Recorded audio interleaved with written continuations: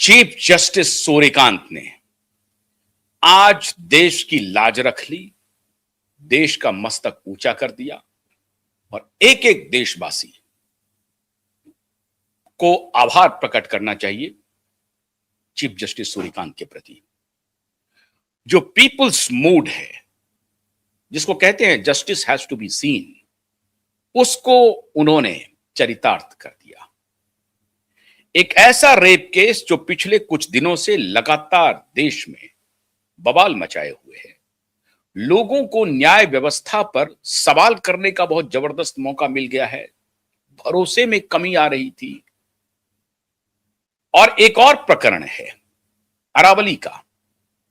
उस दोनों प्रकरण में जिस तरह से सीजेआई सूर्यकांत ने फैसला दिया है, यह अतुलनीय है और जितनी भी तारीफ की जाए कम है। अब इस फैसले का असर क्या क्या होने वाला है इस देश में, इस पूरे मुद्दे पर बातचीत के लिए सीधे चलते हैं मुंबई, अपने एडवोकेट नीलेश ओझा जी के पास। नीलेश जी ज्वाइन कर रहे हैं। नीलेश जी, बहुत बहुत स्वागत है आपको। कई बार मुझे रिक्वेस्ट करना पड़ता है, मुझे मालूम है आपकी व्यस्तता रहती है, सारी व्यस्तता के बाद भी आप आ जाते हैं, इसके लिए मैं आपके प्रति बहुत आभारी हूं। नीलेश जी, ये जो आज जो फैसला हुआ है, एक तो उसके बारे में जरा डिटेल से बताइए और फिर उस फैसले का असर क्या क्या होने वाला है, ये देश को बताएंगे। एक मिनट, तबियत थोड़ा नरम गरम चल रहा है, थोड़ा सा। हाँ, नरम गरम चल रहा है। हाँ, बोलिए। कैसे आशुतोष जी, आप दिन रात लगे हुए हैं। हाँ, और हाँ। नहीं, आपको टाल नहीं सकते। आप खुद के लिए नहीं बुला रहे, आप समाज के काम के लिए बुला रहे। हाँ, हाँ। हाँ, तो अभी देखिए, दो चीजें हैं। कुलदीप सेंगर का जो जमानत को स्टे करने वाला ऑर्डर है ना, वो कई मायने में महत्वपूर्ण। इसमें क्या हुआ था कि कुलदीप सेंगर पर जो रेप का केस हुआ था, वो बाद में यूपी से ट्रांसफर होकर दिल्ली आ गया था सुप्रीम कोर्ट के इंटरवेंशन पे, और बाद में यहाँ ट्रायल चला, उनको सजा हो गई, लेकिन हाईकोर्ट ने उनको बेल दिया, 7 साल वो जेल में रहे, एमएलए है। तो अभी देखिए, इसमें ये मामला जैसा पब्लिक का जो गुस्सा फूटा, तो वो गुस्सा फूटने के बाद में इसमें जो सुप्रीम कोर्ट में सरकार भागी, सीबीआई ने फाइल किया अपील, और माननीय सीजेआई जी ने उसके अर्जेंसी को देखते हुए, ऐसा नहीं कि बाद में सुनेंगे, तुरंत बोर्ड पे लिया आज, और उसको बेल को स्टे किया। अब देखिए, मैं इस पे एक और बात कहना चाहूंगा। देखिए, उस केस में ना हम लोग वकील है नहीं, और हम लोगों के पास में पूरे तथ्य नहीं है, तो इसमें हम मतलब ऐसा कुछ भी ये स्टेटमेंट नहीं करना चाहते कि किसी भी पार्टी को प्रेजुडिस हो, ना पीड़िता को हो, ना तो आरोपी को। आप जैसा कि दिशा सलाइन का केस है, हमारे साथ पास में सारे तथ्य है हमारे पास में। हाँ, और हम पार्टी के एडवोकेट्स हैं, हम ऑथोराइज्ड है, तो हम बोल सकते हैं। इसमें क्या, दो व्यू है। कुलदीप सेंगर के केस में दो व्यू है। एक व्यू जो पीड़िता की तरफ से दिया गया, और एक व्यू है जैसा आपने बात हुई अपना, तो नीरज अत्री जी के चैनल पे दीपिका भारद्वाज जी ने दिया है।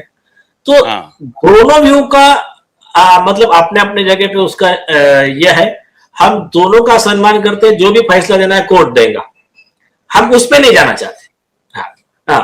जो भी सही होगा सही, जो गलत है उसको सजा होंगे। हम सिर्फ इस बात पे जाना चाहते हैं, देखिए कि इसमें सिर्फ एक केस नहीं था रेप का।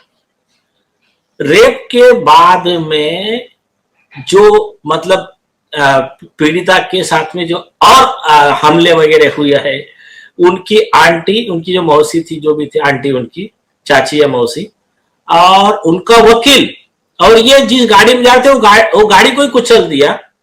वकील की मौत हो गई, उनके आंटी की मौत हो गई, और ये इनका भी बहुत मतलब गंभीर जख्मी हो गई थी। और वो एक केस अलग से चला।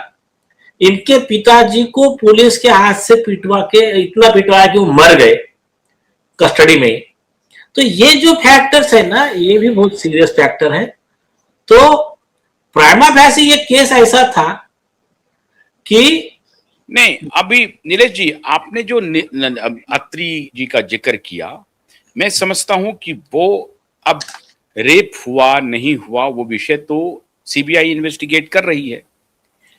सीबीआई के इन्वेस्टिगेशन पर ही निचली अदालत ने सजा सुनाई थी। ऐसा नहीं था कि निचली अदालत ने खुद ही सजा सुना दी।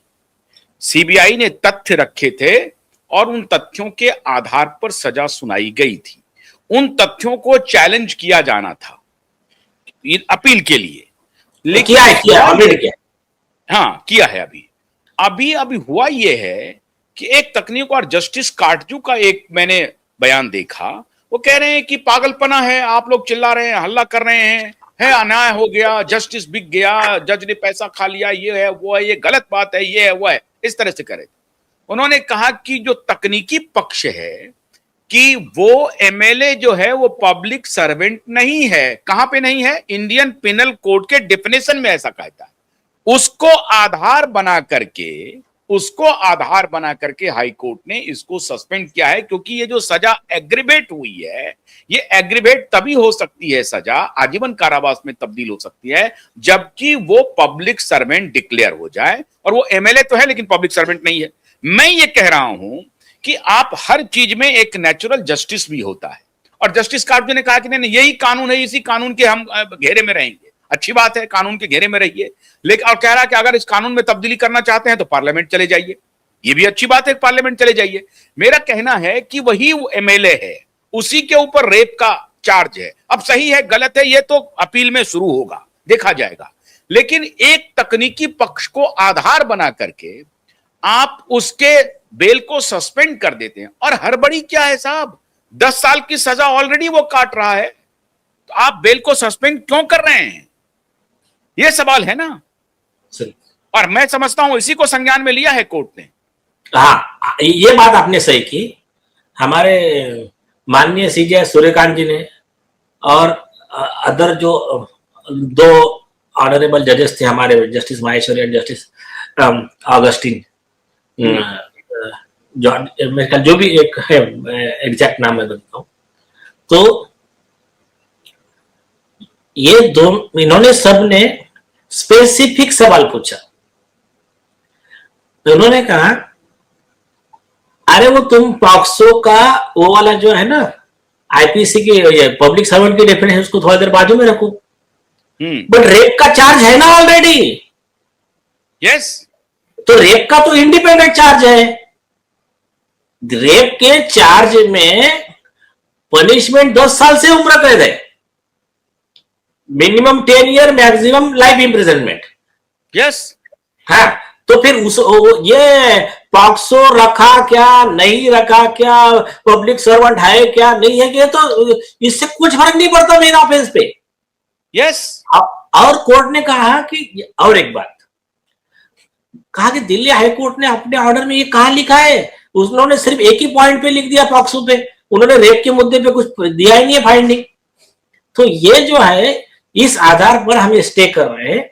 और उन्होंने जो अक्यूज है कुलदीप सेंगर, उनको नोटिस जारी किया, बोला 4 हफ्ते में आप आपका जवाब दे दो, आप हमको कन्विंस करो कि आपके पास में क्या डिफेंस है। लेकिन प्राइमा फैसी ये जो ग्राउंड है, ये ग्राउंड सेटिस्फैक्टरी नहीं है, यही सुप्रीम कोर्ट ने कहा।